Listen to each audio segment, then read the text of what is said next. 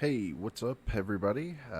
Just gonna go through. I did pretty well in the Legacy Playoff event, and a couple people have asked me if I wouldn't mind talking over my matches and just kind of going through my lines and just kind of my thought processes while we were playing. I took the deck to a 6-2 finish.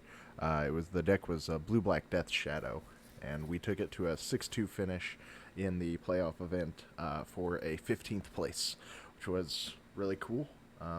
Definitely pretty successful on the day. 199 players in the event, so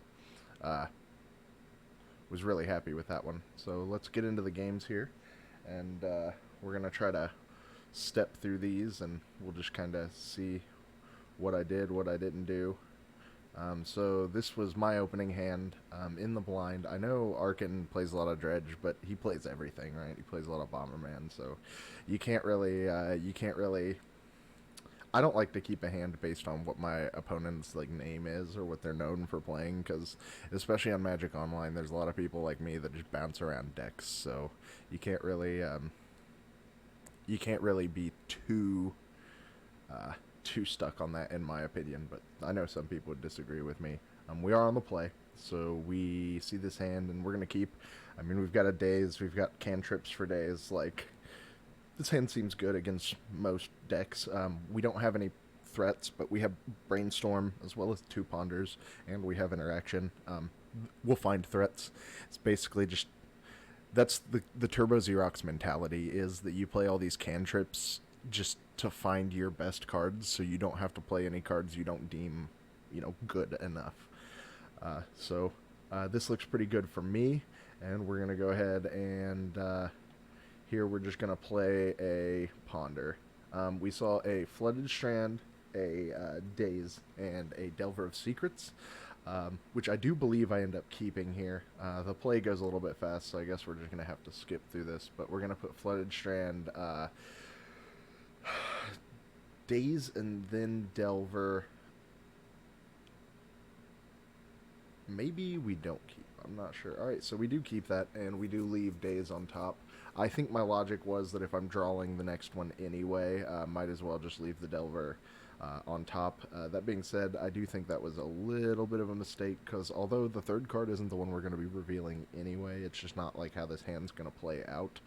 These double dazes don't do anything for us. That being said, if they go to cast anything like a Cabal Therapy or whatever, we're likely dazing it anyway. So I think that decision matters very, very little. But those were all good spells, and one of them was a threat. So that's what I wanted there. And so we keep that, and we go to our opponent's turn. And we see Mana Confluence LED.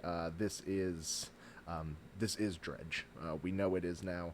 I could have dazed that Lion's Eye Diamond, but if he's on a Faithless Looting hand anyway, it doesn't affect anything, right? Like, I make him tap his Mana Confluence, but let's get real. It's not going to do anything, and I'd rather just see if maybe there is something we can counter.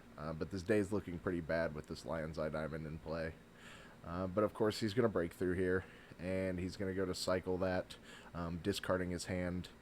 He doesn't have a... He sacks for red so that if he finds a Faithless Looting, he can do that. He doesn't have it yet, though, so here I do believe I daze to get him to spend the mana, just to make sure he can't do anything else. Because he does find the Faithless Looting. Yep, so here we are dazing. We'll go ahead and pop his graveyard out so we can see what we're looking at. So since he found the Faithless Looting on that, we're going to go ahead and daze here just to force him to use his mana, because he doesn't have the mana to do anything else. He can't back this back up, so he's really relying on his dredges here.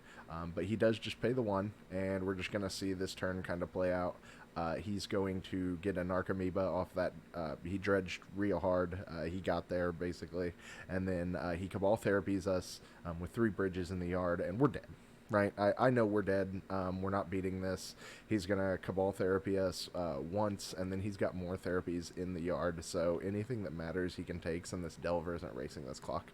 So I'm fine conceding. He saw Underground Sea and a Daze and a Ponder. So he's likely thinking that we're like a Wrenn and 6 pile or something to that nature, but we're not.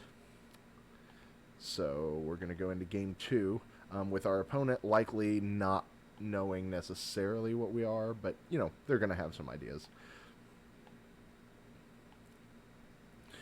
And this hand looks pretty good against Dredge.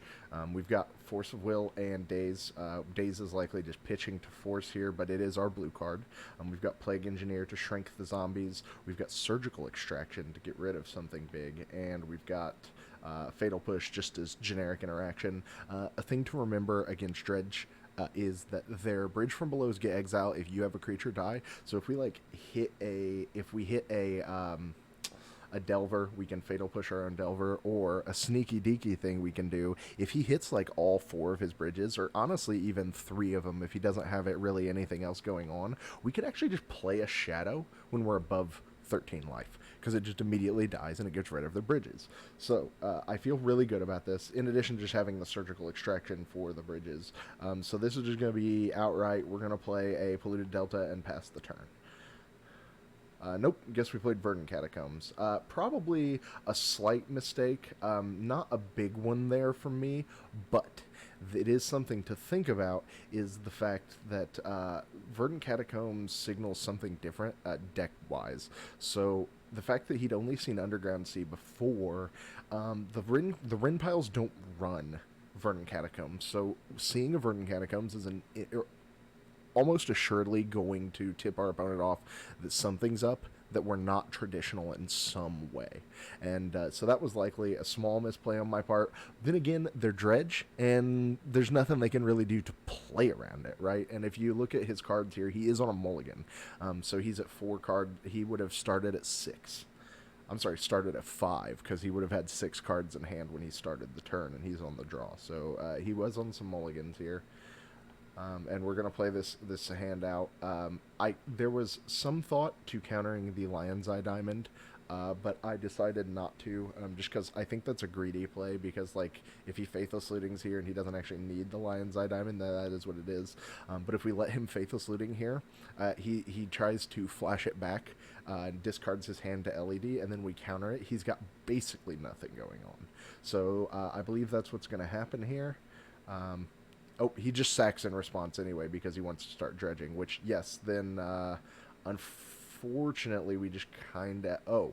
I think I respond here with a Surgical Extraction. Yeah, so that's what we're doing. We're Surgically Extracting Grave Troll, because what that's doing is making him hit in the top 4 with this Golgari Thug. So we're going to actually just take out his Grave Trolls here. And while we're doing this, while I wouldn't necessarily rather head Grave Troll over Surgical Extract, over like Faithless Lootings, we would never receive priority to Surgically Extract Faithless Looting. So that's the big one for us as well. So we're gonna go ahead and let this resolve. He's going to dredge off the Thug, and he doesn't hit another Dredger. So he takes a second natural draw, and he'll have to discard the Thug and a Street Wraith. Now he's going to go to Flash the Looting back, no cards in hand, and we are going to crush him by dazing this. I'm just going to let this turn play out because, yeah, we're just dazing. I went ahead and got the Underground Sea because, frankly, I don't want to go that low in this matchup. We're going to see... I'm going to rapid fire through the rest of this matchup because there's not a lot of, like, deep, complex decision-making that happens. It's pretty much... my opponent is out of dredgers... Or my opponent has 1 more dredger in the yard. It's... I'm sorry, 2.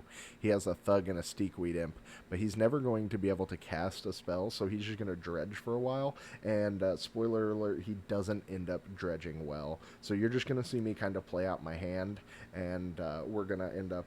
I did play the Delver there instead of leaving up Force. He's not really casting spells at this point. He's just doing his thing.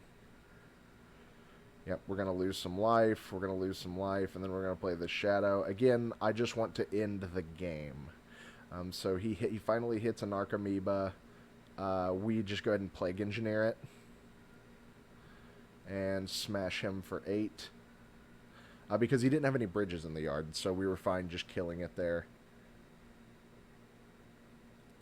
On that last one, though, he would have gotten. So he did dredge into a bridge from below.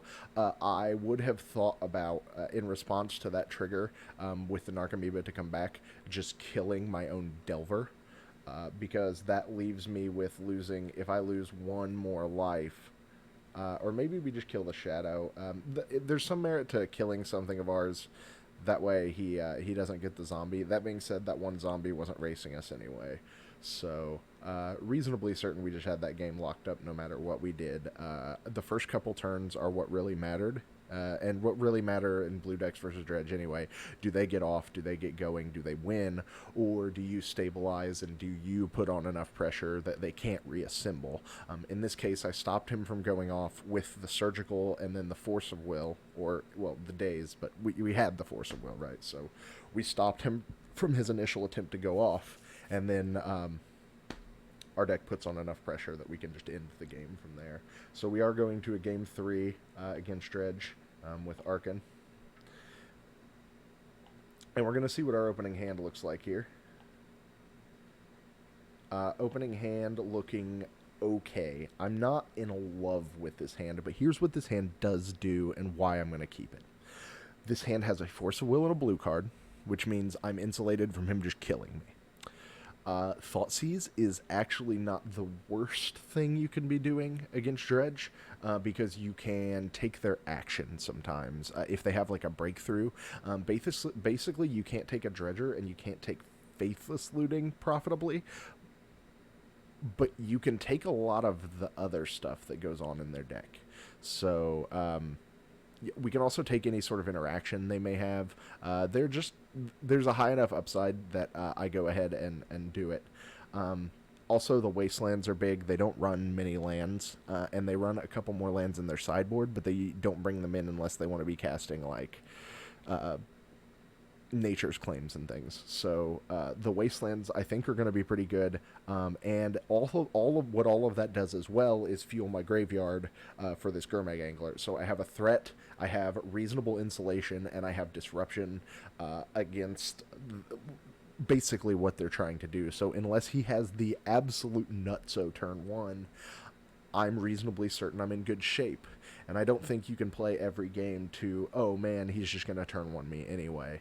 So we're going to keep it, because his nutso of turn 1s also a lot of times rely on the idea that he has a Lion's Eye Diamond, and we've got a Force for that. So I feel good about this hand, and we're going to let it play out, and we're going to see how it does. Arkan, I believe, is going to mold a 5. Yeah, he did mold a 5. He has a City of Brass, and he's just going to go for this Putrid Imp, and we're going to Thoughtseize the fuck out of this.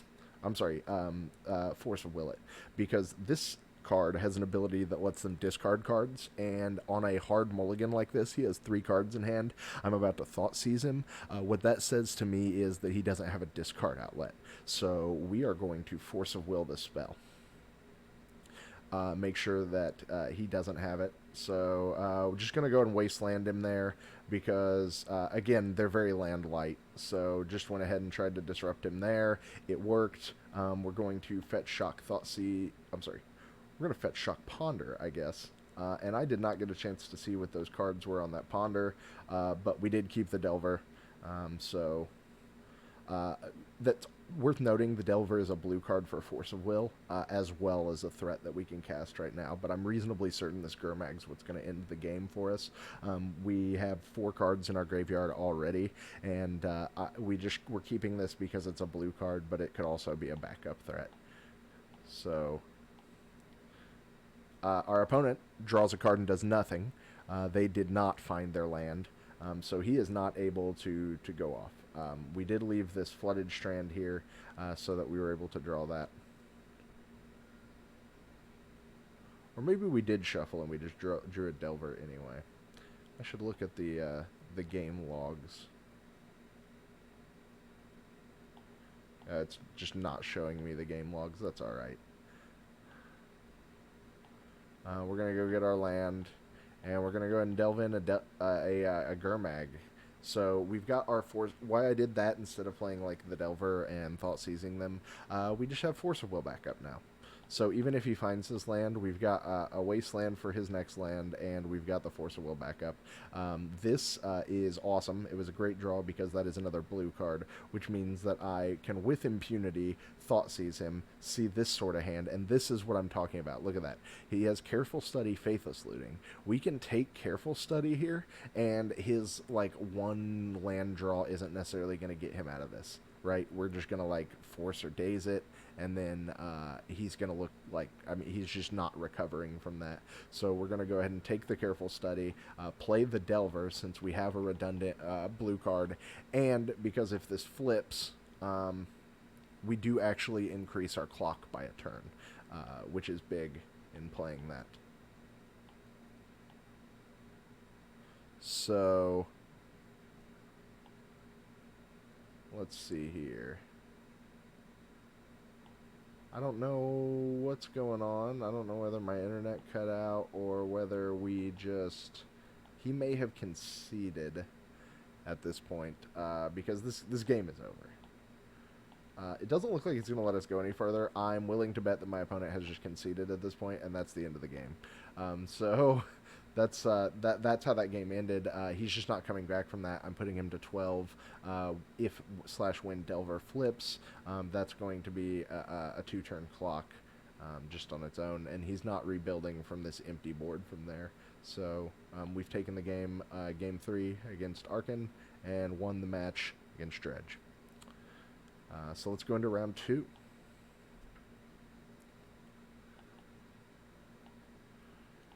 Round 2 here, we're going to look at our opening hand. We're against Osmanaz Gunny, who is a Pro Tour mainstay. I recognized his name from watching Pro Tour coverage. This hand, as tempted as I would be to keep it, because we have a draw step and then the Street Wraith, and we also have a Force of Will, and our hand just looks like really fucking great if we draw out of it. You can't keep a no-land hand. Just don't do it. Just don't do it. Not with this deck. So we are going to mulligan this. Another no-lander. Brutal. But, you know, shit happens. So we're going to here. We're going to 5. Alright, this hand looks great. Unfortunately, we're going to miss 2 cards out of it. So, really just kind of have to gauge, like, what's good, what's not, what your best lines are. We'll see what I end up pitching here. If I recall correctly, it's going to be a Death Shadow and a... it's either a land or the Ponder. I feel like it was Death Shadow Ponder. But I could be mistaken, so we'll see what I actually keep. Okay, I do pitch Death Shadow and the Shockland. So my thought here is this hand is lean, it's mean, and I'm just gonna do Delver things, right? I'm just playing a Delver game plan. So we're mulling the Shadow because we don't really have enough damage. We can take 3 off of Fetch Shock, and we can take 3 additional off of Fetch Shock, and then 2 off of Thought Seize, which is technically enough to get a 1/1 Shadow, but a 1/1 Shadow isn't shit, right? Because, like, it's still in bolt range. You're not wanting to play your 1/1 Shadows. You're not wanting to play a Shadow that dies to bolt. So I'm putting those 2 cards back, and we're just going to play this as a Delver hand. I see I see this Forest, and I am not thrilled. And then I see Veteran Explorer, and I am less thrilled.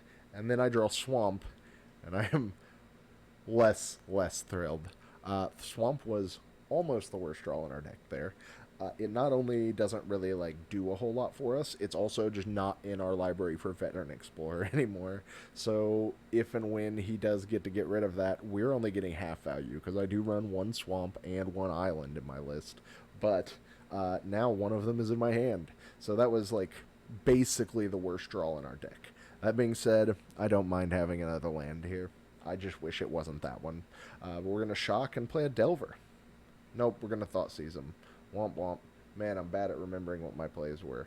So the merits to Thought Seizing there, as opposed to playing a Delver, is these decks tend to be a little light on I mean, they have a lot of threats and things, but they have like it's a bunch of one ofs and stuff, right? So if you can, he kept the hand for a reason, and if you can catch them with their pants down on the right hand, like this, then it can do work. In which case, this hand he kept because it's got a Sylvan Scrying in it and basically nothing else, right? Their deck is a bunch of mana. The deck is Nick Fit, by the way. If you didn't know that by the Veteran Explorer, I didn't really go through that. We are playing against Nick Fit this round. So we're going to see this hand, and we are snap taking this Sylvan Scrying. I'm sorry, Sylvan Library, because that's the card that's going to keep them in the game. So we're going to see him. He drew another Veteran Explorer. He's going to play a Peatland. We draw a Flooded Strand. We're just going to go ahead and shock. We're just like doing ourselves damage with impunity here.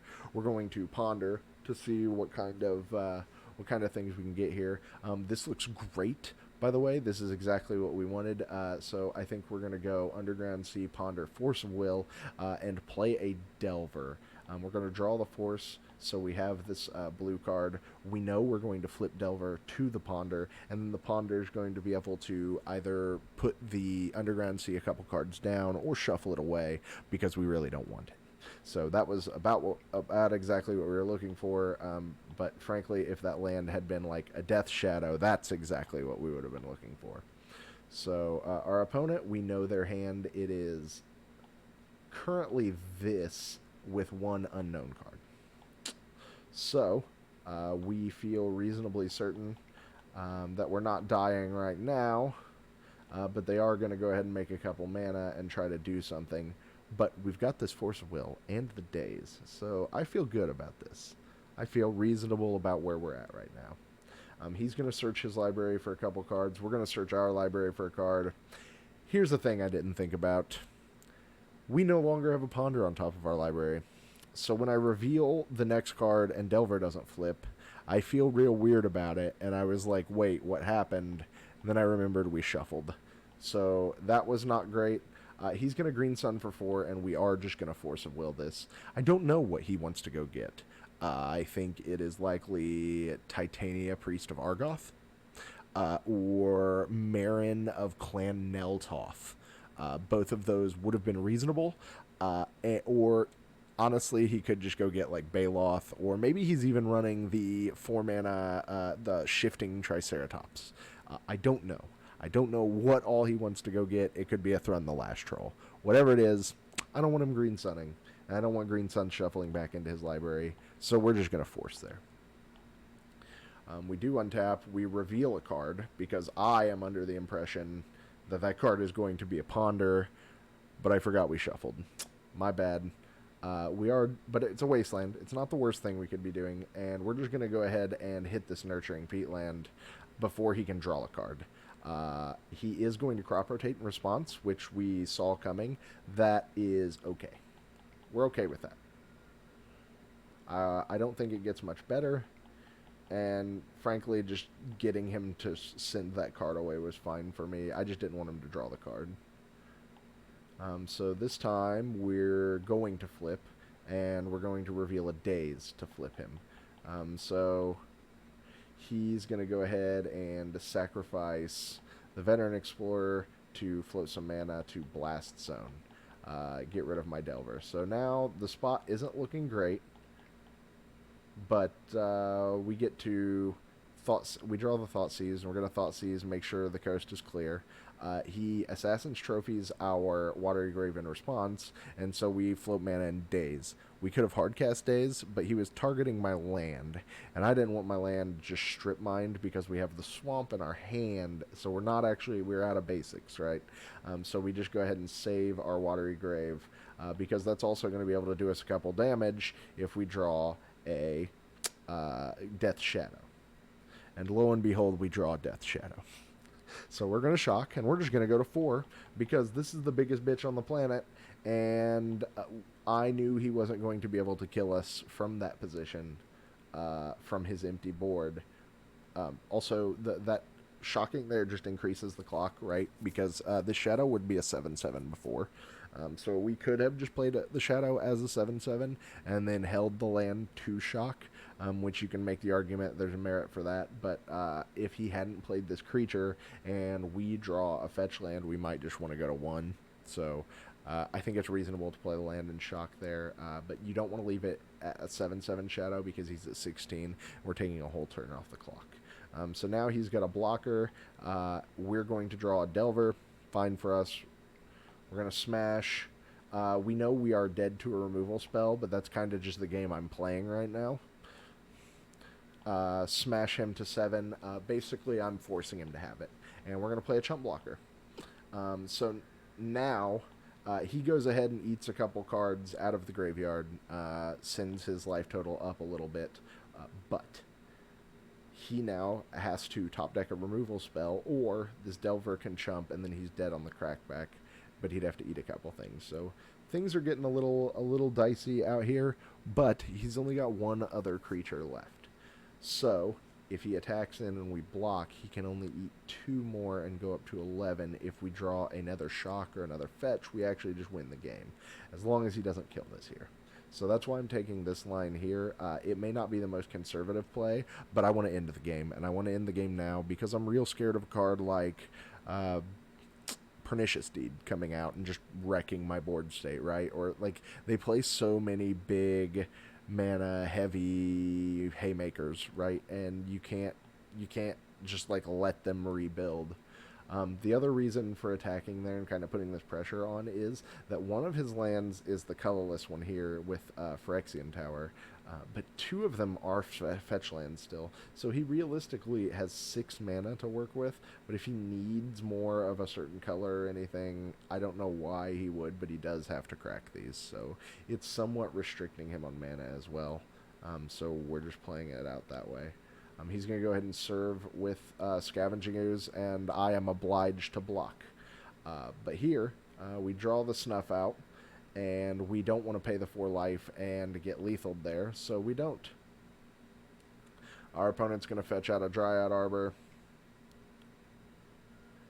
And then what we saw there was he chumped with the Dryad Arbor and did nothing on his turn. And then we moved to the next turn. We drew a fetch land, went ahead and just went for lethal there because, frankly, in my mind, it wasn't getting better for us. And the more turns I give him, the more turns he has to draw out of it.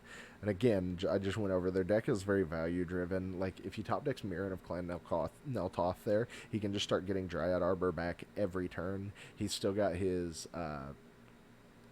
Green Sun Zeniths to go get all of these creatures and stuff. It's just not worth letting them have the time. So I think you need to put the pressure on. And it worked that game. So on a mull of 5, we beat Nick Fit. Holy shit. Going into game 2. We see a hand that doesn't look super impressive, but it's got a Force of Will and a blue card, and even if we Force of Will blue card, it's still got a cantrip, as well as a pretty good threat in Gurmag Angler. Unfortunate that we have one of our basics in our hand, since we know that he's the Veteran Explorer deck, but you can't be perfect every time, so we're definitely going to keep this.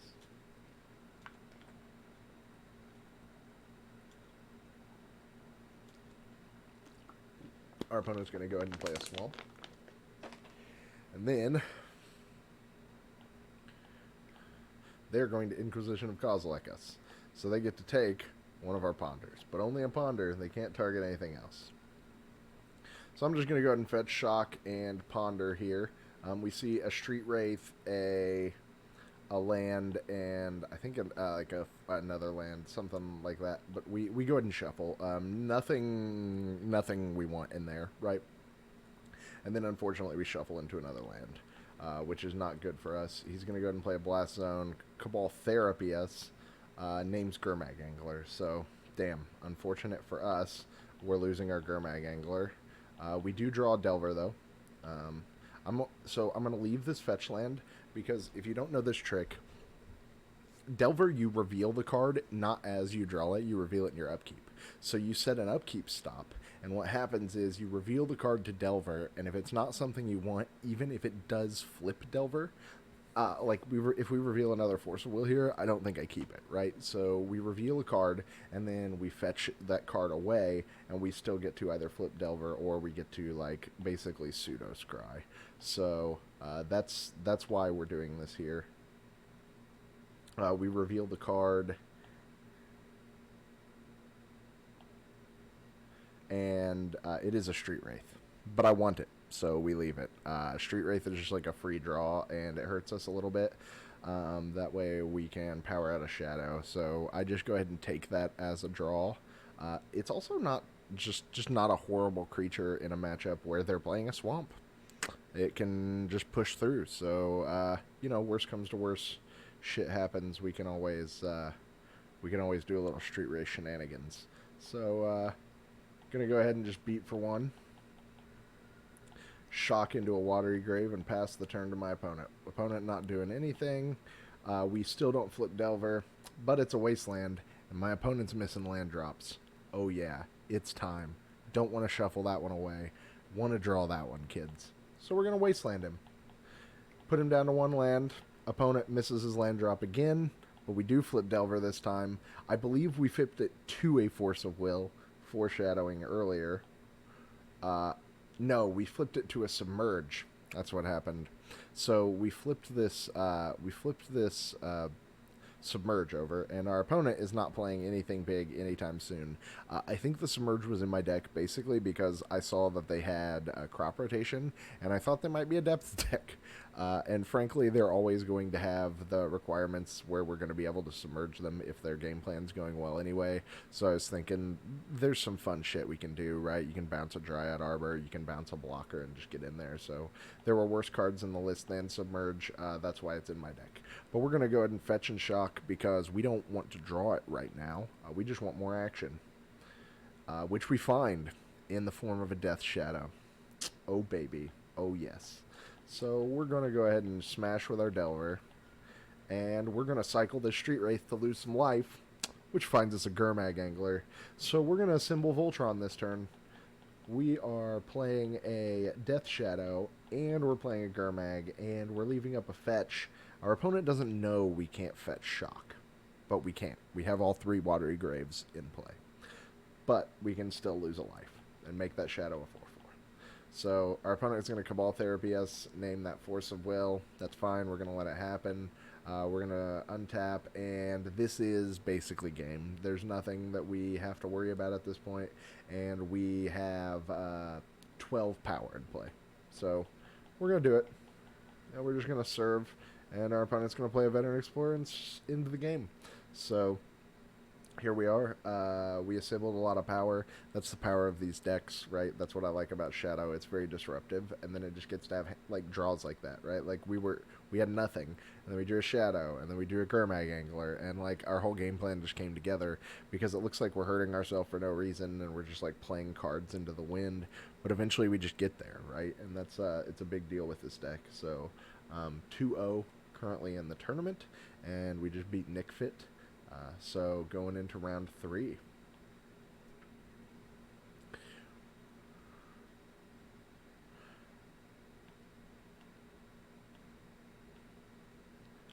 So this is a hand that we're looking at, a weirder one, and a weirder hand.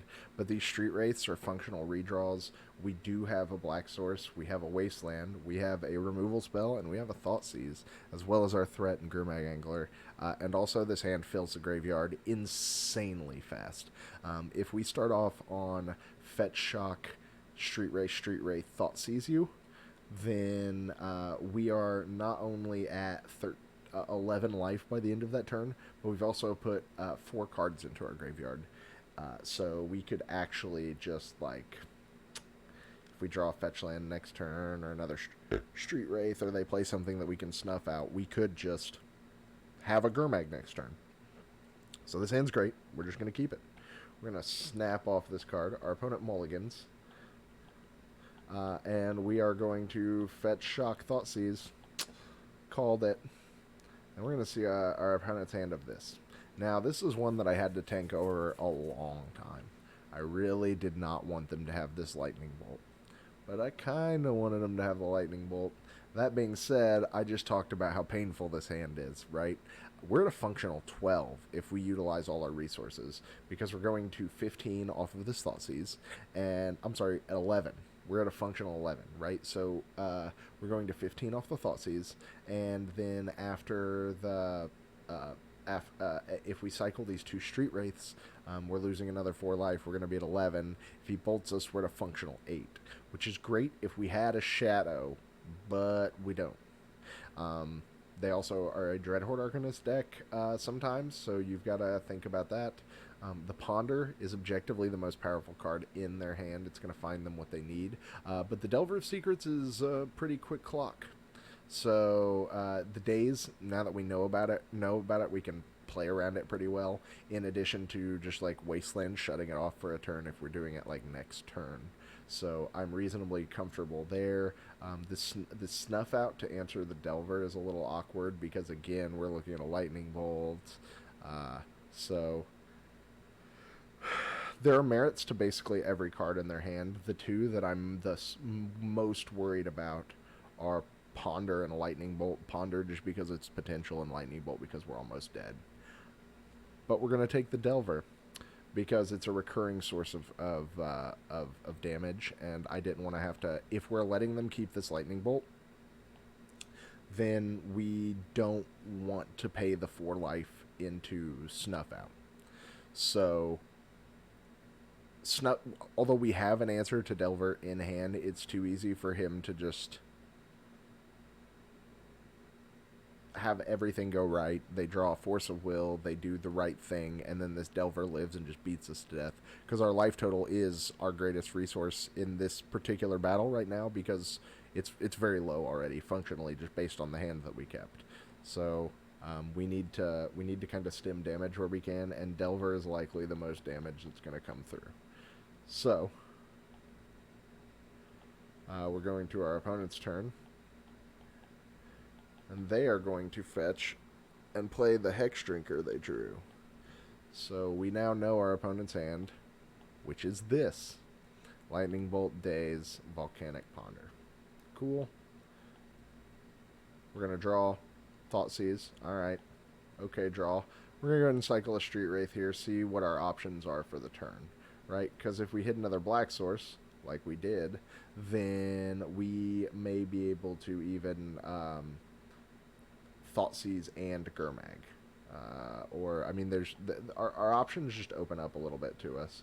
So we're going to cycle again. I probably shouldn't have played that land before we cycled again, but I basically already knew what I wanted to do, which was Thoughtseize them. And I want to Wasteland. The reason we didn't play the Wasteland there and just take them off the green, I'm way less concerned about their green mana than their red mana. And I know for a fact that this is his hand right now, and that he needs red mana for all of it. So if next turn he plays a Volcanic and, let's say, ponders with it, then we can waste him off of red and leave this bolt stranded in his hand until he draws more red mana. And if he ponders next turn and doesn't do this, then he might think he has the mana that he needs, right, and shuffle away a land or something.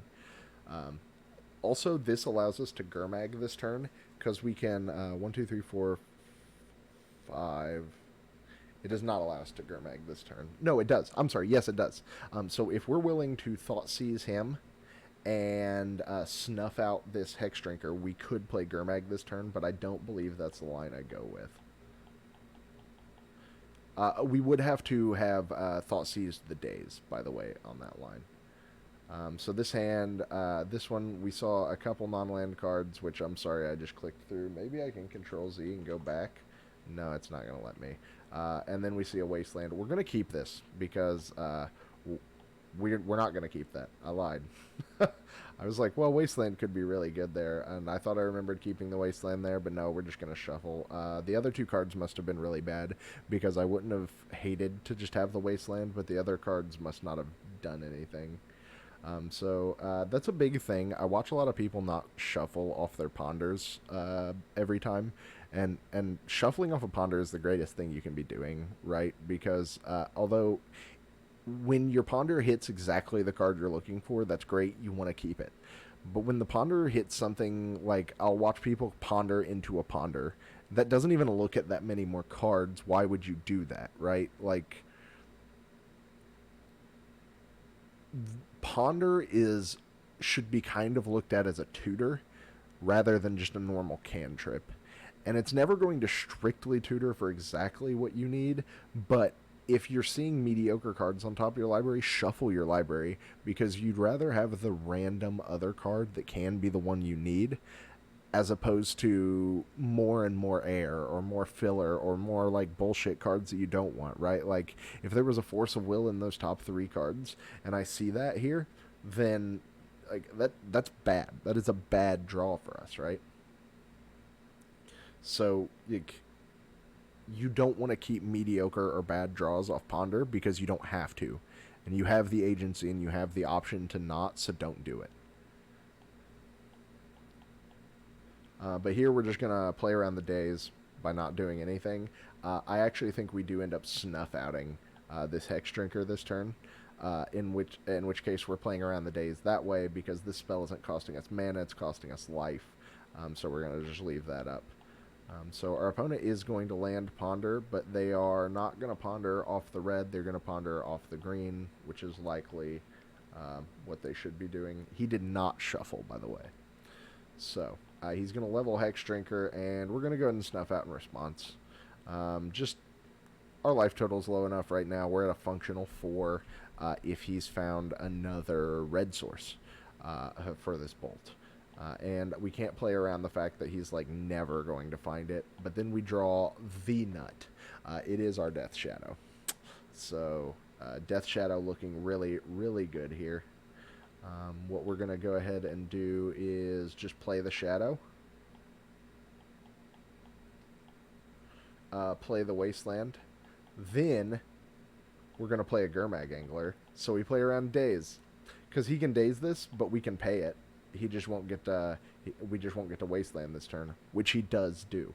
So he's forcing us to tap this Wasteland, which is fine for us because we want to Wasteland the Volk anyway, so he can't double bolt us out of the game. So now we know his hand is Volcanic Island, Lightning Bolt, and 2 unknown cards. We are going to go ahead and tap this Wasteland, pay for the Daze. He didn't have another Daze, which was my one worry at that point. But we're feeling really good about this game. So he's just going to go ahead and float a red, and he did draw a Magmatic Sinkhole to kill our Gurmag. Unfortunate, but what are we going to do? I'm going to go ahead and Wasteland his red source. That way he can't double bolt us out of this game. And we're going to go ahead and cycle that Street Wraith, see what we hit. And grow the Shadow. So the reason we did that all there and grew this Shadow to a 9/9 is, I was talking about in the last matchup, clocks and how important they are. I want to be at 4 life. Exactly 4 life because I don't die to a single bolt. He doesn't have a red source for a bolt yet, but we do know he has the bolt. So I don't want to put myself dead to a top deck red source. That said, our opponent is at exactly 19, and if we're willing to go to 4 here, then what we can do is, if he doesn't top deck the red source, we can play Verdant Catacombs, fetch, and then have 10 on board to get him the next turn. So that means he takes 9 this turn, he's at 10. We do technically, at this point, have 19 damage across the 2 turns if our opponent doesn't do anything. But we end up playing around something, and I'm going to talk about that decision when we come to it. We're going to pass back to our opponent with them at 10. He drew a Wasteland, not a red source. All right, so here's the thing. I could go for blood here, but I know that my opponent has a Lightning Bolt in hand. So if we put ourselves to 3, I also know that a lot of these lists have been playing a crop rotation. With this hand, if we cast Thoughtseize or fetch with this Verdant Catacombs, we're dead to crop rotation into red source, bolt you. And I'm not willing to be dead to that because I think we are so far ahead in this game. So we're not gonna. We're just gonna hit him down to 1. And we're gonna play a Delver. I didn't want to put myself dead, and we're likely not dead. I was dead to crop rotation into Red Source double bolt still this way by giving him that extra turn. But I thought that out of his 4-card hand, that would be far harder to assemble, right? It's just far less likely. You need to play to what is likely and what their outs are as much as yours. They had an out to beat us here. That's correct, yes. But I would rather bank on them having not having 3 specific cards than I would like to bank on them not having 2 specific cards. So,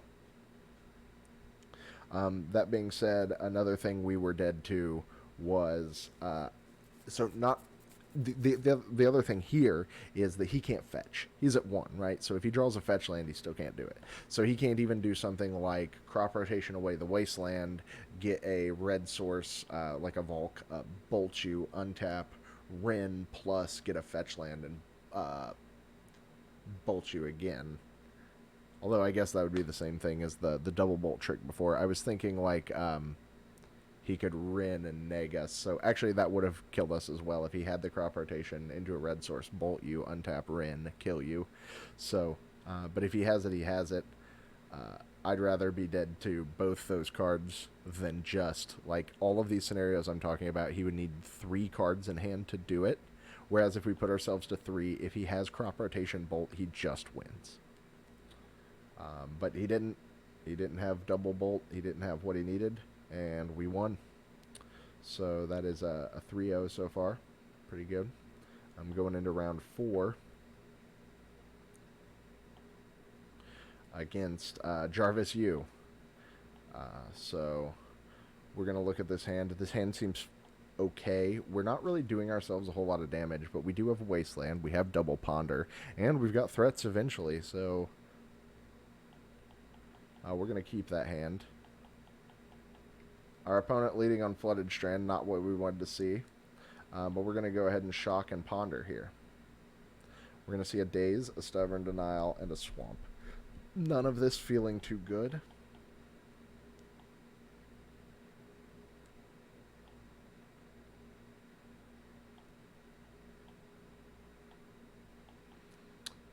I don't know if we shuffled into a Daze or we kept that. I guess we'll see if we draw the Stubborn Denial yet next. So, opponent showing us that they are actually Dreadhorde control.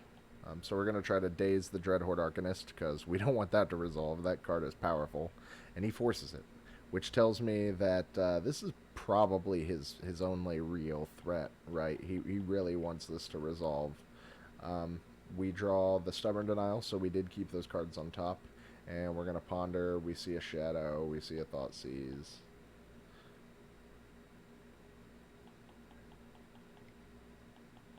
Our opponent going to Brainstorm, then going to Ponder, then going to Wasteland us. Usually I don't like pondering right after you Brainstorm, but double Brainstorming with Dreadhorde is not where you want to be either. So our opponent doing the sequence there to play this Ponder, that way they are able to flash it back, which I do really like. That's a really good play. It's still taking damage here. Still, they also Wastelanded us that turn. We're just trying to lower our life total here at this point because we need to take over this game and win with a Shadow. So we're going to Thoughtseize our opponent, and we're not happy about what we see Lightning Bolt Ponder. So we're going to take the Bolt, so he can only bolt us once. Otherwise, we're going to 7, then we're going to 6, then we're going to 3. So that doesn't feel very good. This way, he can only take us to 6 even if he flashes that bolt back. But our opponent's going to Ponder, play a Delver. We're going to play a couple Shadows. He's going to flip his Delver, though, and bolt us, and we are dead.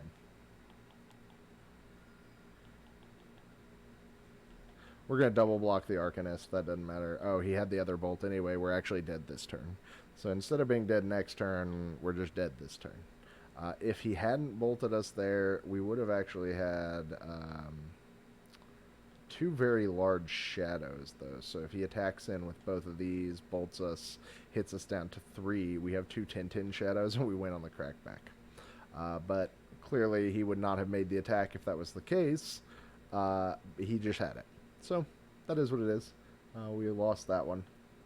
And we're going to game 2 against Jarvis on his blue-red Dreadhorde Arcanist Delver deck. This hand, it's got a redraw, it's got a Thoughtseize, it's got a Cantrip, a Wasteland, and a Daze. So sure.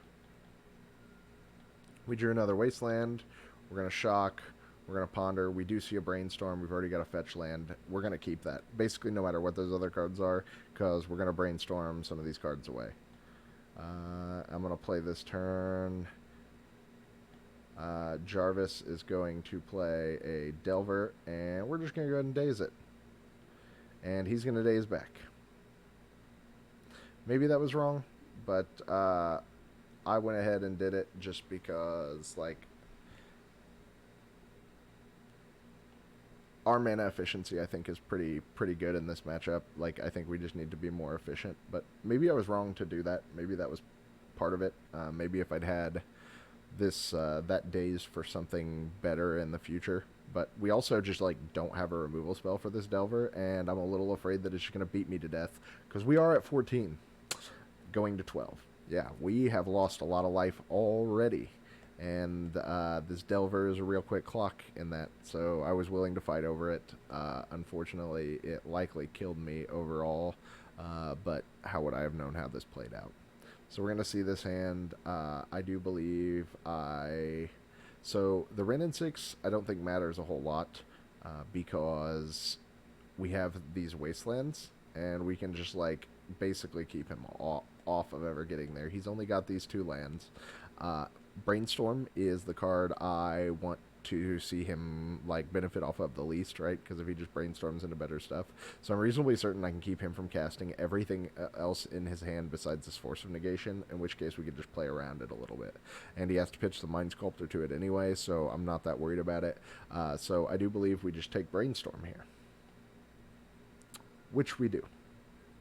Boy, I'm glad we made the decision that time. But my opponent is going to play a Delver, and he's not going to flip. We do know his hand is currently this with 1 unknown card. So we're going to Brainstorm. We find some good ones. And we're going to put back the Flooded Strand and that Swamp. No, I'm sorry. We put back the Swamp and the second Wasteland.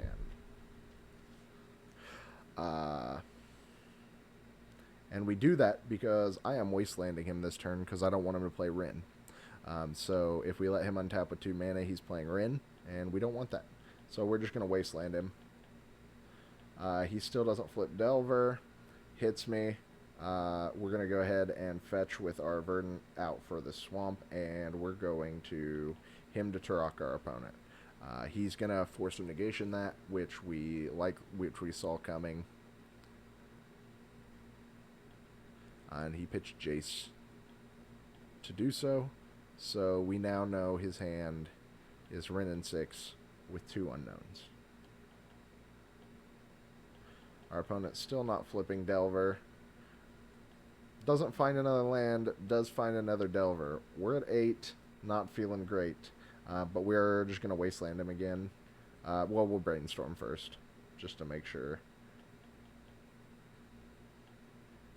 Yep, Wastelanding him, and then Fatal Pushing one of the Delvers. But the Delver flipped that time, and we're at 5, and we don't have enough power to race him. So I could reanimate his Delver and hope we flip, but, I mean, let's face it, he's the Lightning Bolt deck. We just didn't get there. It is what it is. I could have played it out another turn. I didn't feel like it.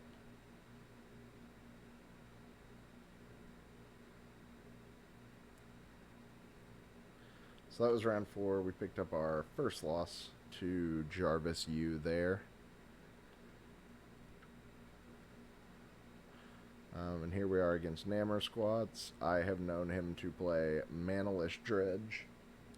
So I think that's what we're against. But again, I've said it before. I don't really like to play my matchups like I know what they're going to be based on the people's name alone. Because I know that a lot of grinders will play whatever. So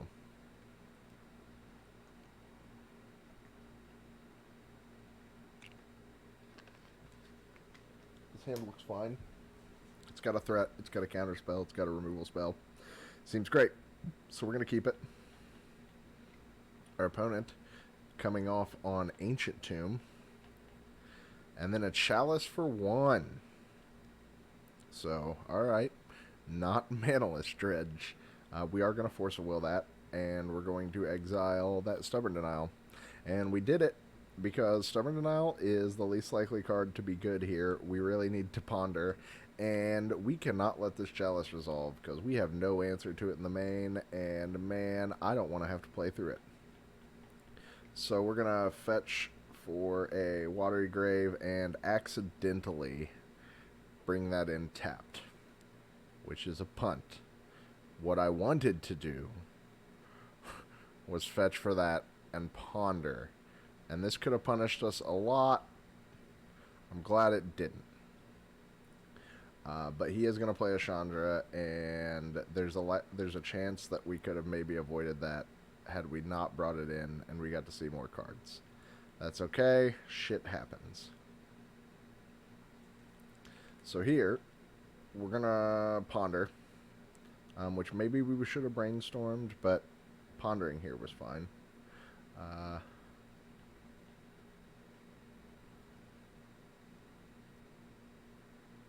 We chose not to shuffle because this Thoughtseize, I'm worried about getting bridge locked here since they're mono red prison, or them just carning us next turn. So we want this Thoughtseize a lot. At this point, we're losing to Blood Moon no matter what, so I was pretty okay with just shocking and getting it over with there. We saw a hand of Karn the Great Creator, another Chandra, and a Simian Spirit Guide. So we took the Karn. Our opponent draws a City of Traders and then immediately upticks into a Karn. Not great for us. And here he starts the coding. We didn't really get anywhere. These things are keeping us in check. And frankly, he has a Lattice Lock next turn because he goes up Chandra for mana, Karn down. We could have played the Shadow or the Delver, which would have stopped him from Chandraing, but honestly, any mana gets him there anyway. And we could have dazed it. It was just looking real fucking bad for us. He could have also just started strip mining us. Like, this game likely not being won. He's just got a lot. So we go to game 2.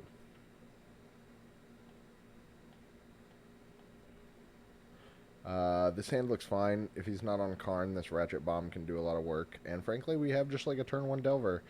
We've got a Plague Engineer, which we did bring in to combat his Rabble Masters. If he's just on a Rabble Master start, then these Plague Engineers are going to do a lot of work. We can also, if we have, it's a threat that we can cast, just like in general, and we kind of want threats. We can also name Human. If we have 2 of them, we can kill his Megases. So, hand doesn't have a Thoughtseize or a Force of Will, which I'm not as sure about, but frankly, it's got all my mana and it's got the threat base that I want. So we're going to fetch for an Island and Delver, that way we're not getting Blood Mooned out of the game. By the way, he did just pitch the Blood Moon, and he pitched the Blood Moon because we were on Island. So, heads up play by me. Opponent just going to go ahead and Chalice for 1. We don't have the Thoughtseize, we don't have the Force Will, but it doesn't matter anyway. We've got the Ratchet Bomb. So my opponent now has 2 0 drops in play, and he's only got 4 cards in hand. So, heck yes, we're going to slam this Ratchet Bomb and blow that bitch on 0. Opponent plays a Mountain and passes back. We Thoughtseize into a hand that has another Blood Moon, a Chandra, and a Mountain, and we just go ahead and take the Chandra. No, we take one of the Chandras. He's got another one. So he did have two Chandras in there. But Blood Moon we don't care about at this point, right? So we're smashing in. He's just going to go ahead and play the Chandra. Worth noting he is at 12 now, 10 now, after taking the damage off the Ancient Tomb there. He's just going to go ahead and kill our Delver. We go ahead and fetch Shock. Thoughtseize was a good draw. We're going to Thoughtseize away the Blood Moon. Not necessarily that Thoughtseize was a good draw because it takes a card, but it loses us 2 life. So now we can play this 4/4 Shadow. But our opponent just drew another Chandra. And they kill our 4/4 Shadow. So maybe that wasn't the play. But we draw the Wasteland. We get to waste him and play a Plague Engineer. He upticks Chandra and plays a 3-ball. We get to attack Chandra to death. We now have a Daze, which we're going to do. Nope, we didn't daze it. That's fine. It's a 1/1. Oh, that's why we didn't daze it. That's right. Okay, so usually we would have dazed it because Rabblemaster is terrifying. But what we have right now is a Plague Engineer. And I'd rather have this daze for something useful. So this Plague Engineer, since it's naming goblins, the tokens don't actually get, like, they get made and they immediately die. And this is a 1/1, which doesn't block us profitably and also doesn't raise the Plague Engineer. So that's why we didn't daze there. But we did just draw another Plague Engineer. We're going to name Goblin, and we're going to smash for 2. He gets his Blood Moon. It doesn't matter. We think about playing the Ratchet Bomb, and then decide not to, because I want to be able to daze whatever his thing is, and he has 0 cards in hand. If he draws a 4 mana, if he draws a 3 mana thing, it's either a lock piece. It's unfortunate if it's an Ensnaring Bridge, but we've got the Ratchet Bombs to eventually deal with it. But I want the ability to daze, and he's got a Trinosphere. If he draws Karn, that's really our worst case scenario, right? Like a Karn or a Chandra, and daze keeps those in check, even under this Trinosphere. So that's what we do. We're going to smash again. He's down to 4, and we need to fade Ensnaring Bridge for a turn, which we do. So we're going to game 3.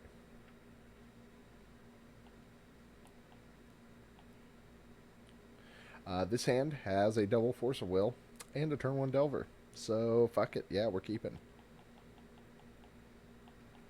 Opponent, already at 3 cards, which means 1, 2, 3. They have mulled to 6.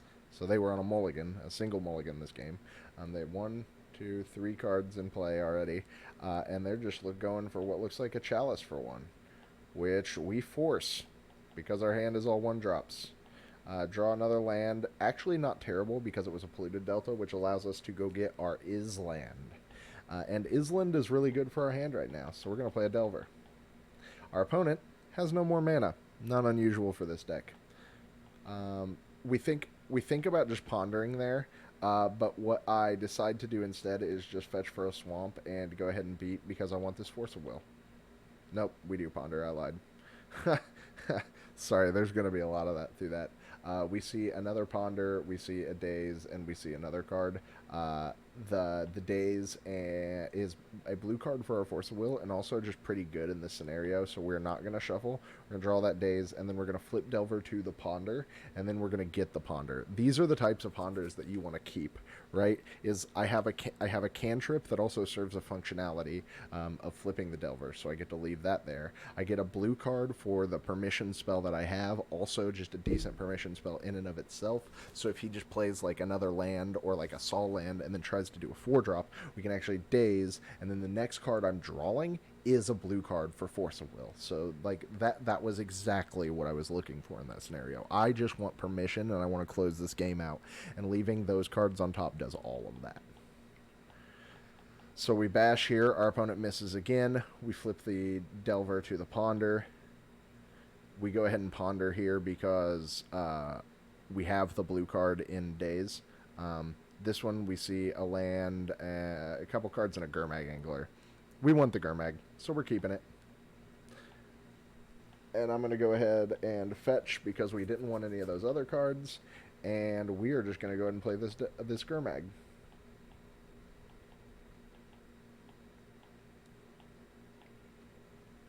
I go ahead and decide to leave a mana up for no reason. But here he goes. He's going to Chandra, and we're just going to Daze it. No, we're gonna force a will it. Oh, right. I remember. I thought about that decision. I was the reason we force a will over days is Simeon's Spirit Guide in this deck. Uh, Basically, what my decision was if Chandra resolves, I am in deep shit. And if I use the days, I'm using my blue card for force anyway. So unless I just immediately draw another blue card,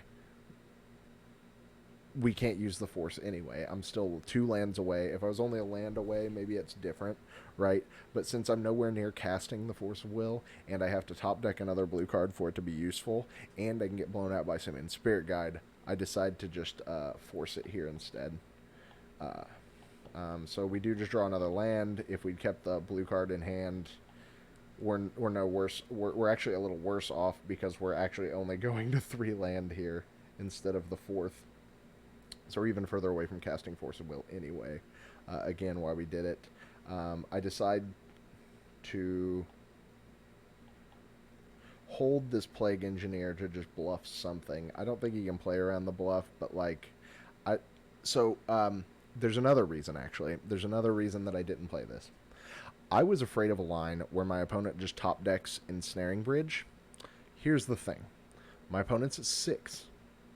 He has an Ancient Tomb going, and he doesn't have enough mana to double spell this turn. So if he doesn't have a Simeon Spirit Guide or a Chrome Mox or a free spell, he can just empty his hand. Here's how this turn would go. He draws Ensnaring Bridge, he taps Ancient Tomb and Chrome Mox or Ancient Tomb and Mountain and plays an Ensnaring Bridge. He's now at 6. What I then do is play Plague Engineer and name Human for our good friend Delver of Secrets. Our opponent is at 4 with 2 cards in hand. We smash for 2. He's now at 2, and he can't use his Ancient Tomb. That scenario looks a lot better for me because he needs to find a way to empty his hand out. He basically has to hit land 3-drop and then like continue to either draw lands or 3-drops. I feel better about that scenario than I do the other, which is why we don't play Plague Engineer. So keep that in mind. Plague Engineer can shrink your own creatures, and that was this pretty cool tech line that I remember thinking about at the time, because the urge is to just jam that card into play. But the only card I'm losing to is Ensnaring Bridge, I think, at this point, and I'm willing to take that turn off, because if he doesn't draw it, he's just dead anyway, and like Chandra can keep him alive a turn where playing it wouldn't have.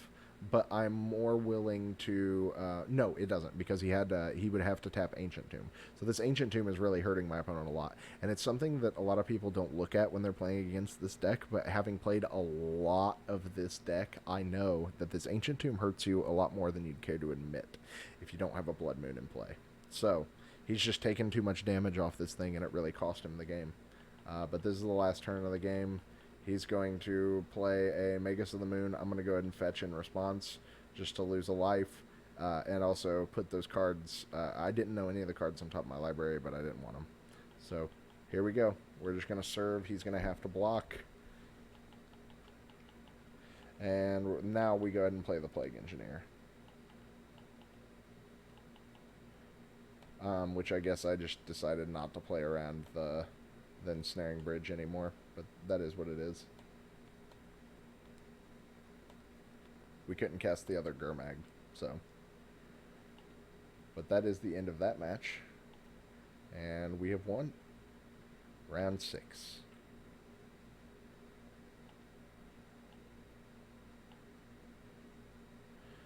This hand honestly doesn't look great, but Brainstorm is a hell of a drug. We're going to keep it. We have a Thoughtseize, we have a Daze, we have a Brainstorm, we have lots of fetch lands. This is just kind of the Turbo Xerox way. So we're going to fetch Thoughtseize. We see that we are against Storm. This was their hand.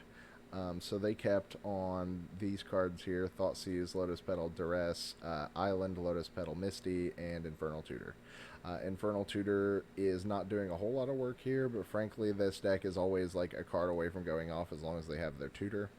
So we just go ahead and take that, and we're about to fight a long, hard Thoughtseize and get Duress battle. So that's what we're going with. Our opponent just going to go ahead and lead off on the pedal. That way he can't get dazed. So we're not going to cast the Daze. We're just going to let him do his thing. We draw Street Wraith and cycle into a Force of Will. Not great. Our opponent, we're just going to play land and pass. Our opponent's going to preordain. We draw another land. Not great. Our opponent's going to ponder. Keep in mind that he's still holding this Daze. I'm sorry, he's still holding this Duress. Likely to check our hand for the turn he goes off. So...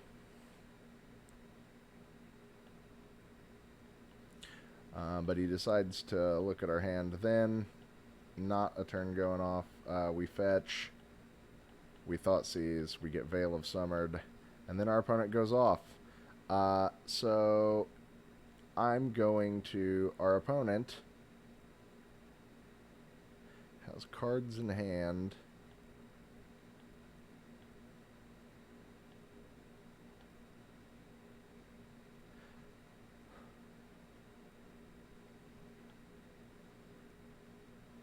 So he has played 2 Lotus Petals. Alright, so here are the 2 cards we know in hand. So we're going to watch our opponent go to 10 with the Past in Flames. 8, 6, 5, dead. Bad beats opponent. So I have talked about this match with people before, and what my opponent was missing, and he just had to keep hitting because he didn't have a way to empty his hand. So he didn't expect to die there, but unfortunately it's a risk you take. Your deck does run 2 5-drops. It also runs another 4, so it's not like he was completely in the clear anyway, but he likely shouldn't have died there, but he did. So my opponent's dead, and we're going to go to game 2.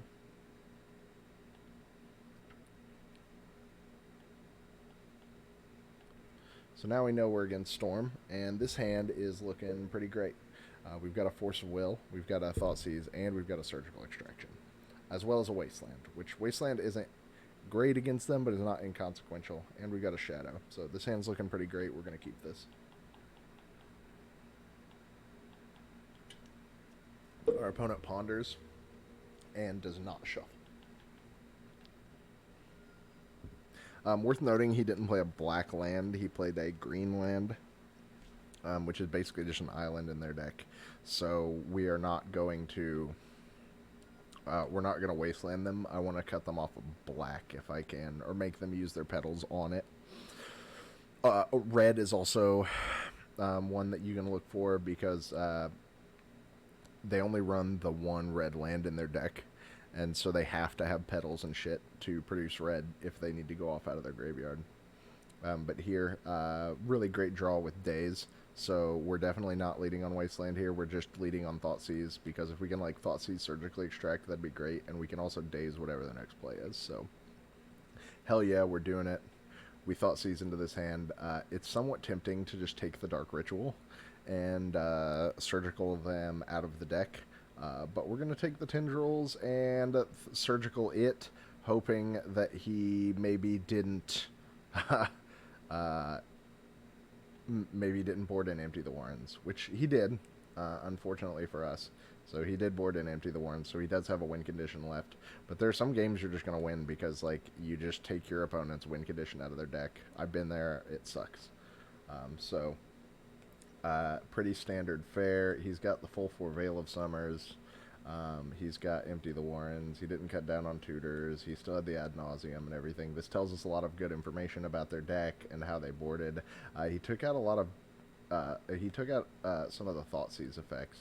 So he still got the 4 Duress, but he only has 2 Thoughtseize in here. So likely he went like down 2 Thoughtseize and up 2 Veil of Summers, because we did see them game 1, so we know they're in his deck. But anyway, we're taking this here.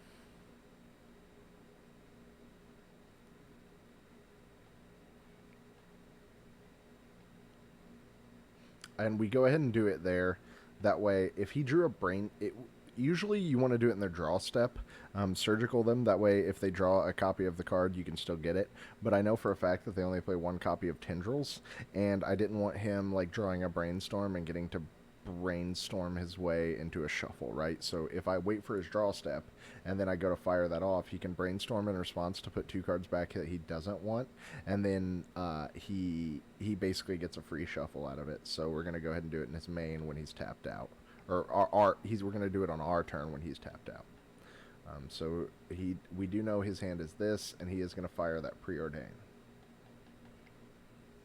And then he's going to play the Bayou and fire a Thoughtseize that he found because he did put 1 card on top and 1 card on bottom of his library. So he either drew that or he pondered into it. And we just daze it. I don't want him seeing my hand, and I don't want him taking my Force of Will just yet. We draw Extirpate for the turn. Amazing. Amazing. I wish one of these rituals was in the yard, but amazing nonetheless. So we're going to go ahead and shock and play a Shadow. I know he doesn't play Lightning Bolts or anything, so we just want this Shadow in play.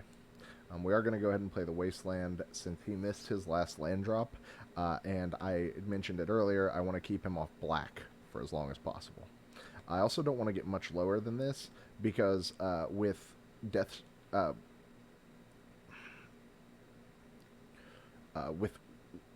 with our life total at 10, if we lose any more life, with our life total at 10 or less, he needs 5 or less storm, and we know he's holding 2 rituals, right? So that's already 2 storm count. So if he goes like ritual, Lotus Petal, tutor for tendrils, he has us dead.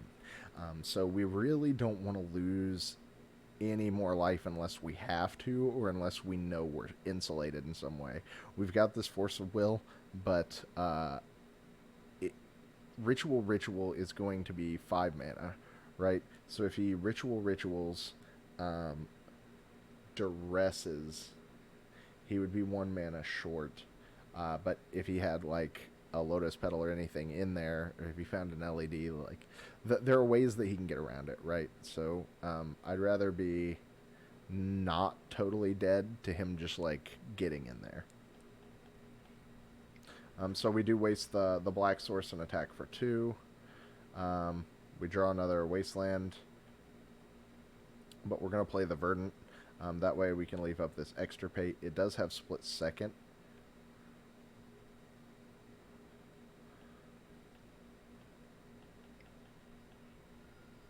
We're just going to go ahead and take the damage here because I want to end this game.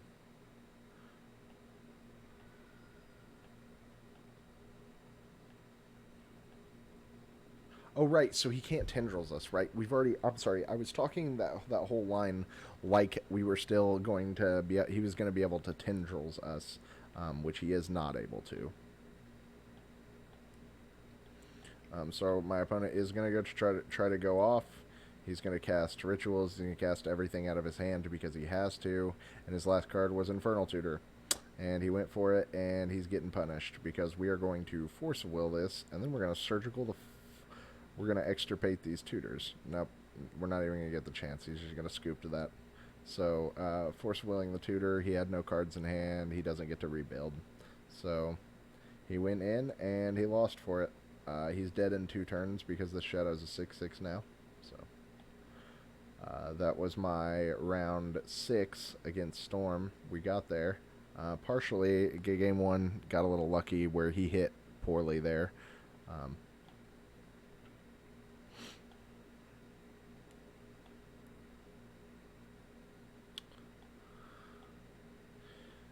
Let's see here. So this hand, not looking great. Real sparse on stuff. We've got a redraw here. We've got all the lands we need. Like, if we had a Brainstorm somewhere here, this hand would be fine, but we don't. So we're going to mulligan. This hand has a cantrip, has interaction in the form of Fatal Push and a Force of Will with a blue card, and the blue card's Daze, and more lands than we need. So we're going to keep this hand and throw back a Watery Grave, I think. Yep. The reason we throw back Watery Grave is we're a Shadow deck, and we just want to lose as much life as possible, so these fetch lands are better at it. And that's what we're going to do. We're just going to go get it off the top of the library, and we see Wasteland, Stubborn Denial, Ponder. We don't know what our opponent is yet, which is unfortunate because we don't know how good any of these cards will be. But we do leave the Wasteland on top. Oop, sorry, hit the wrong button there. We do leave. No, we do not. We did reshuffle. We just happened to draw Wasteland again, which was not terrible because Wasteland was really the only card out of that pile that we would have really wanted. That being said, we did just outright reshuffle that and just draw into it, and now we're regretting it because Wasteland is not looking good against the start of Flooded Strand into Snow-Covered Island and Arkham's Astrolabe. So that is a start of 4-color control, or the Astrolabe control deck, snow control, whatever you want to call it. So we're just going to play a land and pass because we don't really have anything else to do. Our opponent's going to ponder, play a Prismatic Vista. We're going to fetch Shock, just try to lose some life. We just draw a Street Wraith and get to cycle that. And I think about playing Shadow and then decide not to.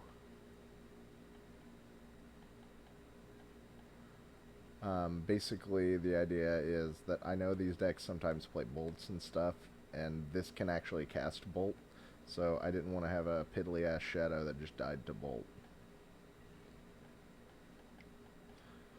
But things aren't looking better for us, so I play it. Immediately get Swords to Plowshares. I'm not going to fight over that. I'm not going to fight over the Swords to Plowshares on my Death Shadow. I'm just going to let it happen.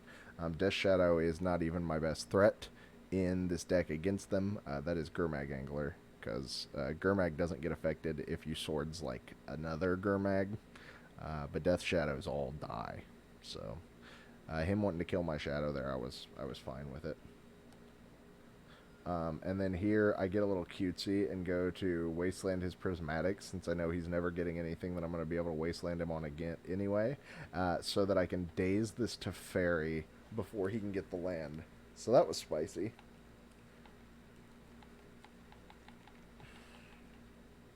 So we do stop this Teferi from coming down. We hit a Brainstorm. Alright, there's our Shadow. But there's also a Snuff Out and a Dismember that are not great for us.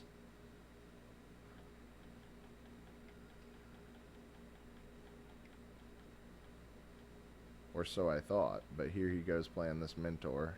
But then he's gonna Magmatic Sinkhole my Shadow, which is cool because the Snuff Out ends up being great. Yay us. So I'm gonna make it a 7/7. Ha ha. Then we're gonna Fatal Push the Monk token and smash in, and I feel really good about my life until he Snapcasters me here. And I knew it would Snapcaster as soon as he tapped mana on his turn, and then untapped it because he's like, wait, why am I doing this now? I should just do it during his turn. So this sucks. We're just going to let that Swords to Plowshares happen because we can re-lose the life with Dismember afterwards. Because it's better for us to lose the life after that. Then we draw dead for a couple turns while he beats us to death with the Snapcaster under this Back to Basics. We hit a Delver. Delver doesn't flip. We try to stay in this game, but it's a whole lot of both of us doing nothing. I finally flip the Delver on that Force of Will. He's going to Swords. I'm going to Force back.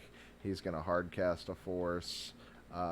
So that Delver does get Swords. I end up taking 4 to Dismember that there. That way, because I was going to take 2 no matter what. With his Back to Basics, we're just not casting this Thoughtseize, and now the game is over to that Mentor. So a little bit of back and forth at the beginning, but then he kind of just takes over the game and crushes me. Game 2 here in that round. We bring in some Extirpate, Plague Engineer. I guess I probably could have been talking about my sideboarding this whole time. If anybody has any questions or anything, you can feel free to ask me. In this matchup, there's Swords to Plowshares deck, so I actually boarded out one of my Shadows. We boarded out a Fatal Push. They're just not great. A Street Wraith is a pretty flexible slot. I'm bringing out Street Wraith in a lot of matchups, like 1 or 2. Just because it's filler, and I'd rather just have a card. Force of Wills all came out in this matchup. I don't really need them. I'm not fighting them on that axis.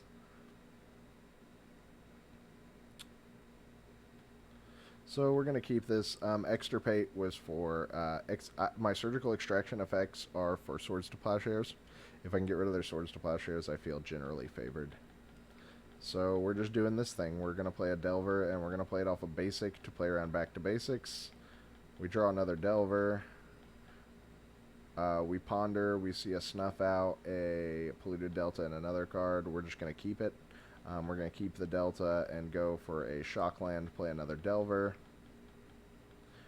Without it gets Pyroblasted. We're still not flipping Delver. Drew a Wasteland, not a good draw for us. Gonna go ahead and play a Plague Engineer. We're naming Monk. That way he can't just slam Mentor and like start putting in work.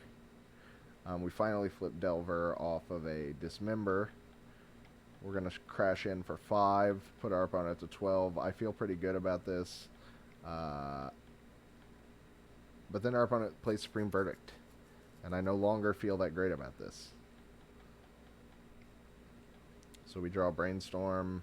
We see a Thoughtseize, a Ponder, and a Brainstorm. Pretty good draws. We're going to put back Dismember and the Brainstorm because we don't have a way to reshuffle as of yet outside of Ponder, and we've only got one other blue mana for the turn. So we're going to Wasteland the Tundra. We're going to Thoughtseize our opponent. His hand was double Snapcaster, Pyroblast, Brainstorm. And we go ahead and take the Snapcaster. Now, we could extirpate Snapcaster, or we could extirpate Pyroblast, take a card from him. Either one of those takes a card, but I've got a better idea. I want to reanimate Snapcaster Mage, which will allow me to reanimate Delver. That line is pretty cute. It also plays around Pyroblast, because Pyroblast will likely have to answer one of those. I probably should have just extirpated Snapcaster Mage here, but I thought maybe I could even catch him like trying to Snapcaster back the Pyroblast and extirpate if we draw another land here. So we just pass with extirpate up to see if he tries to Snapcaster or something. And we knew what that top card was anyway. So now we're going to go for the line that I talk about. We see a Stubborn Denial, Delver of Secrets, and a couple cards. We're going to leave them on top, and we're just going to cast a Delver. So I lied, we don't actually take this line yet, because this allows us to leave up Extirpate again. But he's just going to cast Pyroblast. I was hoping that he was going to go Snapcaster Pyroblast. That way we could get the second card out. Unfortunately, we were not able to, which sucks a little bit. I think this game actually looks really good for us if our opponent tries to be mana efficient and go Snapcaster Pyroblast us there, because when he goes Snapcaster, when he goes to Snapcaster target it, then I can split Extirpate the Pyroblasts, and Extirpate has split second, which means he can't respond, so I do get to take the card out from his hand. I know his hand is currently these 3 cards, and taking one of those would have been huge. But instead, I'm sorry, his hand is not these 3 cards because he used the Pyroblast, but it would have been those 3 cards when he cast the Snapcaster Mage. But in this case, we're just going to keep going, and here we're going to go for that line. We're reanimating the Snapcaster Mage, and then Snapcaster will target reanimate, and we're going to reanimate Delver. So he has no more Pyroblasts in his hand. I thought this was a reasonable line to take, because we've also got this Stubborn Denial as well. But he drew a Swords to Plowshares, and now he's going to Snapcaster Mage and Pyroblast here, which we are going to get to Stubborn Denial. But then he just draws an Narset. Like, he outground us. Like, he top decked better than us. The game just didn't feel close. I think his deck is slightly favored against us anyway, but like, he definitely just got the takeover here. We attack down the Narset, so he can't activate it again. But our opponent has some fucking sick rips here. So we're just going to watch this game play out. It's pretty easy from this point. My opponent just, like, fucking wrecks me. Draws the Magmatic Sinkhole, kills that, and then I can't Brainstorm because of this Narset Parter of Veils. I think about just firing that him, but I'm going to wait until he gets a second card in hand. I do. We fire the him. Opponent casts Force of Will. Righty-ho. We're going to Thoughtseize, take the Council's Judgment. My opponent's Hellbent. I still can't do anything because we can only draw a card a turn. Almost cast that Brainstorm. Thought better of it. Surgical, still nothing. Probably shouldn't have played that land. We're going to Surgical Snapcaster Mage here. Yep, he's going Pondering. Still nothing. I take the Astrolabe. We go ahead and Brainstorm here because I know I need to find a threat or I'm going to lose this fucking game. And here we're just going to go for a hard cast Street Wraith, which is dope, but of course my opponent has found a Monastery Mentor, and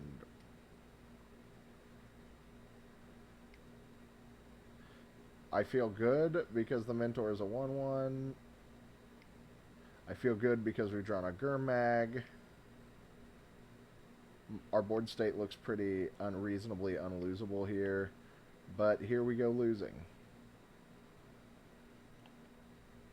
So he's going to Force of Will my Gurmag. I can't Stubborn Denial it.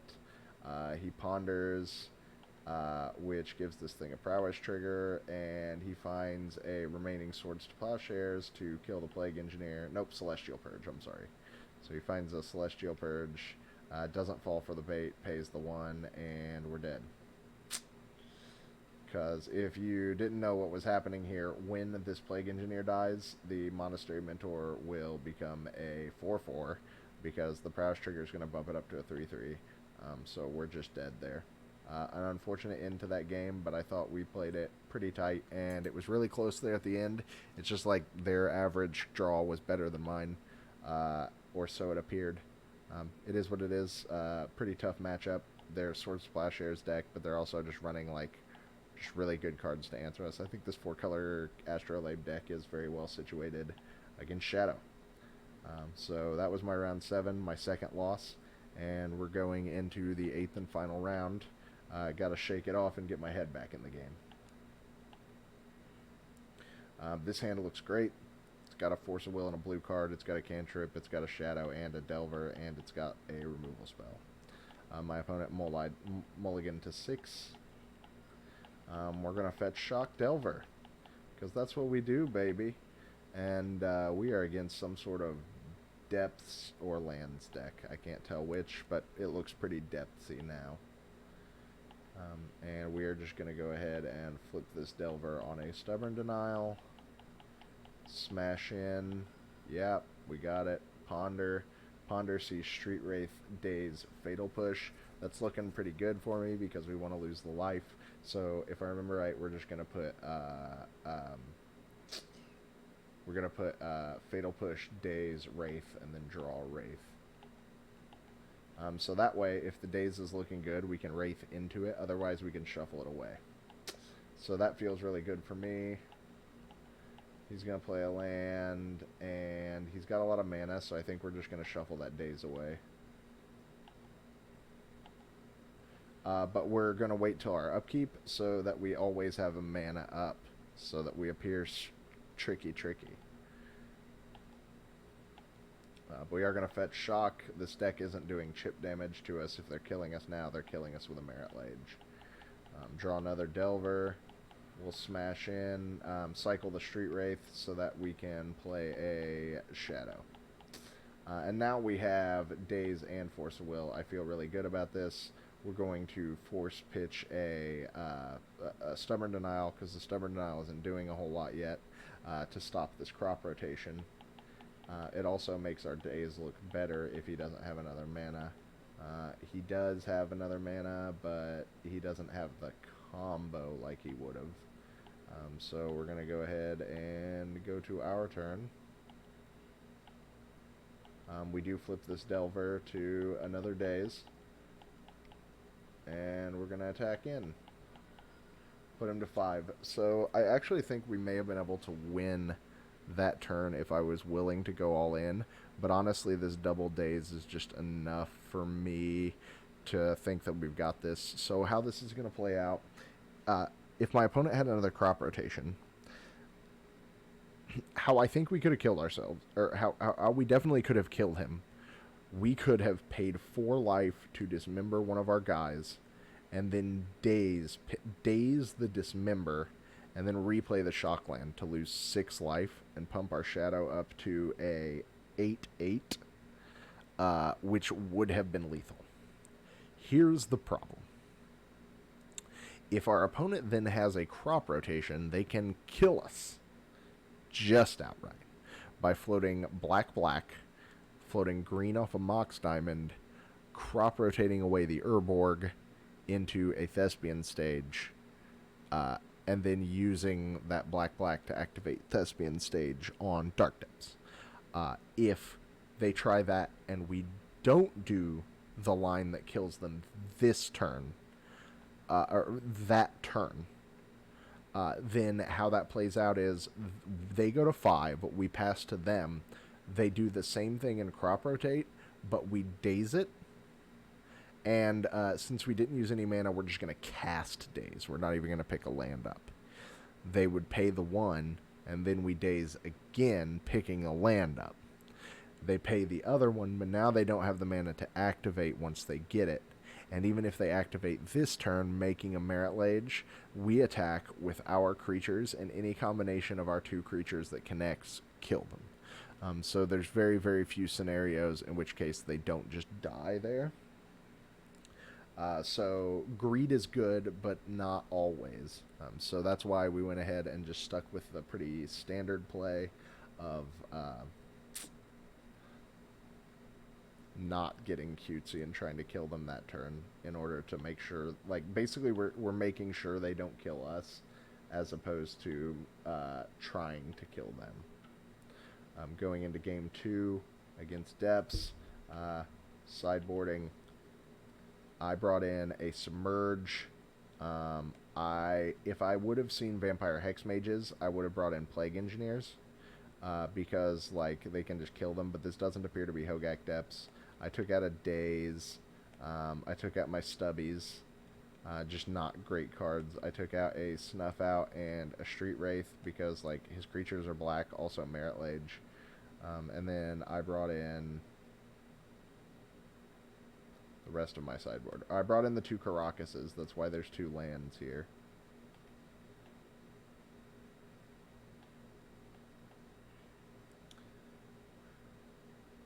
So let's see, we're looking at a hand. We've got a Hymn to Turok. We've got a Surgical Extraction. We could hymn their combo out. We've got Gurmags. They're pretty good threats. And a Ponder. But we didn't have a Force of Will, and we didn't have any early interaction or anything. So I wanted a Wasteland or something. So we decided to mulligan that hand, and unfortunately we mull into a no-lander. So we have to mull this one. And this is the sort of hand we were looking for. We've got a Wasteland, we've got a Ponder, so we're going to go ahead and keep this one. We need to put 2 cards back. The cards I believe I put back are Polluted Delta, Street Wraith. Nope, just put back both the Street Wraiths, which is reasonable. Just because 2 lands is fine. They could be a Wasteland deck, so I don't know 100% exactly like what version of this deck they're on, so it's reasonable to keep the extra land here, just not wanting to get Wasteland locked. But the Inquisition, take away our Ponder, not what we wanted to see, but luckily we kept this other land because now Death Shadow was a really good draw. We're just going to play that Polluted Delta. He's going to play a Sylvan Safekeeper. We're going to fetch Shock to lose some life. I'm going to play the Wasteland to make sure that we don't just die to a crop rotation, because if he just, like, has crop rotation, we don't have the Force of Will. So, but he doesn't know that, but if he just goes for it and goes crop rotation for Thespian Stage, um, I guess he still would have been a mana off, but he could have had Mox Diamond. Like, look, he could have draws, right? And I just don't want to lose there, so I'm just going to play this Wasteland. And he's going to attack, which I don't actually agree with there. If I was in that scenario, I don't actually know if I would have attacked, because he's not beating me to death with that 1/1, and it's just getting me closer and closer to my own shadow. He knows I'm on shadow, so... we do draw a Hymn to Turok there. Great draw. We're going to him, which we do discard the Thespian Stage, which is fucking important, because our opponent would have just had it next turn. Which is fucking awesome. So now we put him in a position where he no longer has the combo. Granted, we could have wastelanded him off of it, but it's still not a position I want to be in. Opponent still attacking. We're going to Brainstorm. We put back our Force of Will, which we can't cast, and another card, because here's what we're about to do, some crazy shit. We're going to cycle the Street Wraith, we're going to reanimate it, and then we're going to play a big-ass fucking Shadow. Yep. Yeah, we put back the Fatal Push, that's right. We did want the Fatal Push, but it's not doing us a whole ton of good right now. So yeah, here's what... We're just going all in. We're going to put that into play, and then we're going to put this big-ass Shadow into play. I know that he can't go off right now, because even if he crop rotates into the combo, we've still got this Wasteland, and he just sacrificed one of his lands to draw a card, so this looks like a good a time as any. We're just going to Wasteland him, and we're not even going to Wasteland the Dark Depths. We're just going to keep him off mana. I guess we don't go ahead and Wasteland him. That's alright.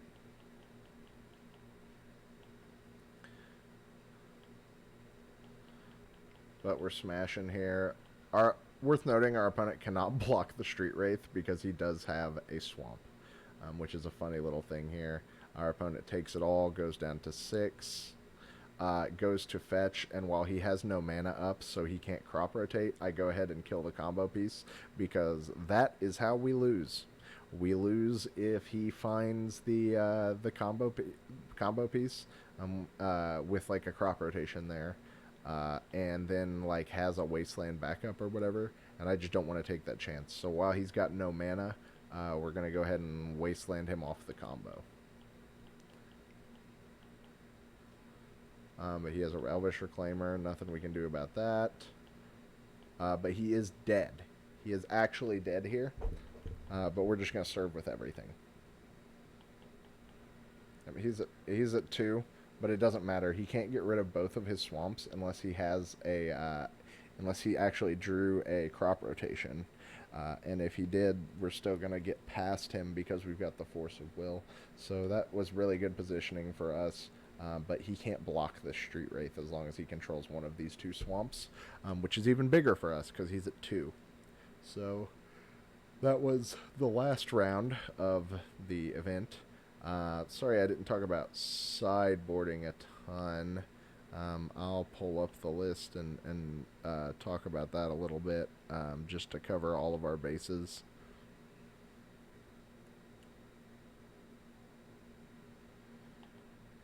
My sideboard was this. I was bringing this in against definitely the... I brought it in against Nick Fit, and then I was bringing it in against any of the depth decks, because bouncing Merit Lage is usually pretty good. So I put it in my deck for the depth decks, and that's really the only place I brought it in, outside of randomly playing against Nick Fit. The Blue Elemental Blasts, these are for Prison, so that you can blow up Blood Moons, but I was also bringing them in for the Wrenn and 6 piles, to fight Wrenn and 6 and to fight the Magmatic Chasms, which I did come up once during the league that I played, that I was able to leave Red Blast up, or Blue Blast. Surgical Extraction and Extirpate usually coming in against combos. I was also bringing them in against Swords to Plowshares because Swords to Plowshares hurts me so much. I wanted to get those out of the deck. So these two effects coming in against Swords to Plowshares, and it's also coming in against any of the combo decks. I was going to be able to like Thoughtseize and take away one of their combo pieces and then do this, or like Wasteland their combo piece against the Depths decks and take it away from them. So that's where those two cards are coming in. Hymn to Torox are just value cards. Mid-range blue mirrors, where I'm taking out Force of Wills, because so basically in mid-range like blue control mirrors, Force of Will is usually bad. Force of Will is for stopping something that you can't let happen, and a lot of the value cards in these mid-range mirrors you can let happen, and you can just try to answer them in other ways. So there's nothing you absolutely have to stop right then and there. And this costing you 2 cards, and there's no guarantee that you're able to always cast it, is big, right? Especially in decks with like daze and stuff. If you force and they just daze you back, that feels so fucking bad. So you're taking those out in a lot of like blue mid-range mirrors, and you're bringing in cards are like Hymn to Turok, where if it resolves, great, and if they force it, you don't care because they spent 2 cards to answer the 2 cards. It's just whatever their 2 cards are. So those types of decisions. I brought in Plague Engineer against other Delver decks, and no, I wasn't bringing in Plague Engineer against Lightning Bolt decks, so not a lot of Delver, but I brought it in against the Monastery Mentor decks, and I brought it in against Prison. Prison, you actively want it because you want to name Goblin or Human. So I actually had 3 copies of it in my list this weekend. We have 2 Karakas. I was bringing those in against Depths, and I was also bringing it in against Show and Tell, which I didn't end up playing against Show and Tell, but it's good against them. It's good against Reanimator. It's good against Depths. So those are the kind of matchups I'm looking to bring that in, and I was usually taking out a Marsh Flats, and depending on the matchup, sometimes maybe an Underground Sea or one of my basics, if they weren't if they weren't Depths where they could be wastelanding me out of the game. I was taking out a basic. Grofdigger's Cage for Reanimator Dredge, did bring it in against Storm. Shutting off the Past in Flames line is big, especially since you're a very disruptive deck as Shadow. Being able to like counter or Thoughtseize away a couple of their cards to make them on slim resources to go off. If you also shut off their way to go off out of the yard, a lot of times it's hard for them to put that win together. And then Ratchet Bomb ended up just coming in for Prison. It's basically there for Chalice of the Voids. This is my Chalice of the Void answer. But it hits a lot of the lock pieces out of Prison and stuff, so you want those there. You might also want them against Storm if you think they're going to empty the Warrens you, but that is less common now because Plague Engineer. So I bring in 2 Plague Engineers, 2 to 3 Plague Engineers against Storm, just because you can name Goblin and stop their Empty the Warrens plan, and that kind of replaced the Ratchet Bomb plan. So the only deck I think I actually brought Ratchet Bomb in for was Prison.